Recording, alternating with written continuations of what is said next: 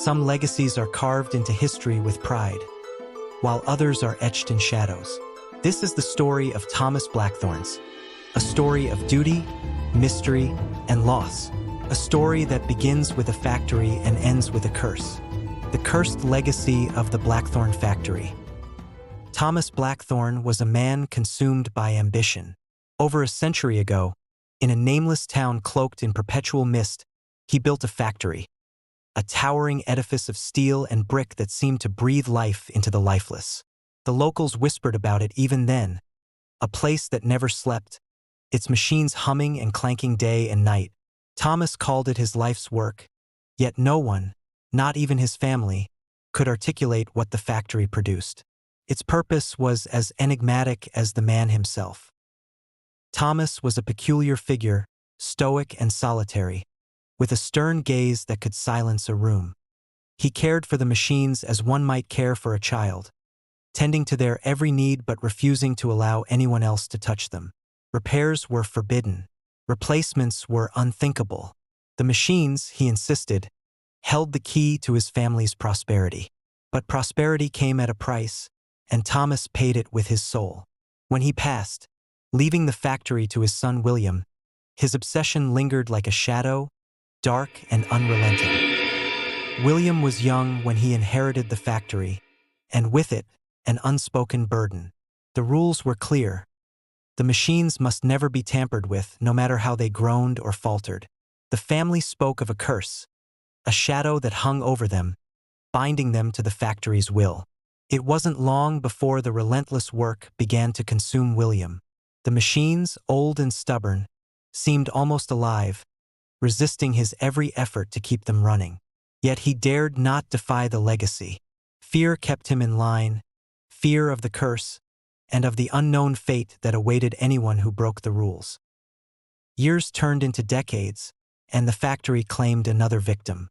William's son, Robert, took up the mantle with resentment burning in his heart. He despised the factory and the chains it wrapped around their family. Yet he, too, could not escape.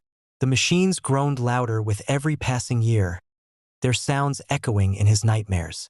He aged before his time, his spirit crushed beneath the weight of the legacy. And when his time came, he passed the cursed inheritance to his son, Edward. Edward, my father, was a broken man by the time he took over the factory. It was falling apart, rust eating away at its walls, the machines more temperamental than ever. He wanted to fix it, to modernize it, but the rules forbade it. And then one fateful day he made a choice. For the first time in his life, he left the factory just for a day. That day was his last. They found him at home, lifeless, his body unmarked by disease or injury. The curse, they said, had claimed him for his disobedience. When my father died, the weight of the legacy fell upon me. I was young, filled with dreams of freedom, but the factory loomed over me, a silent, ever-present force. I wanted to run, to leave it all behind, but fear rooted me to the town. By then, I had Emily.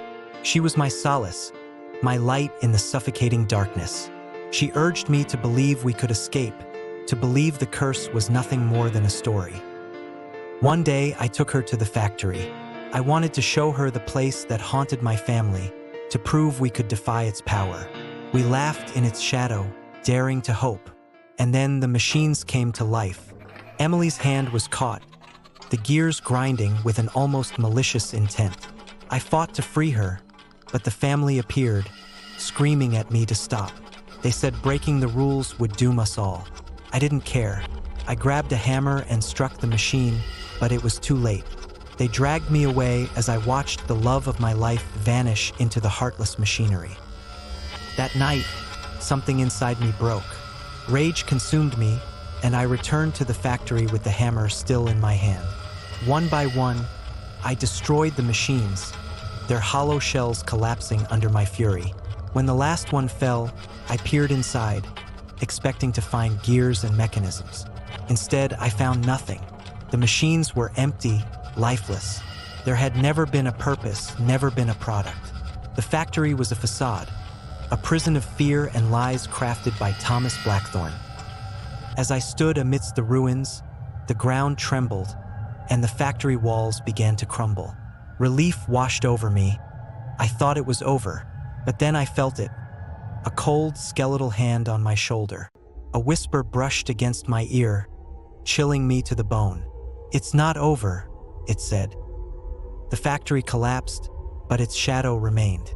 It lingered in the air, in the town, in my very soul. The legacy was not something that could be destroyed with hammers and rage. It was something deeper, darker, something alive.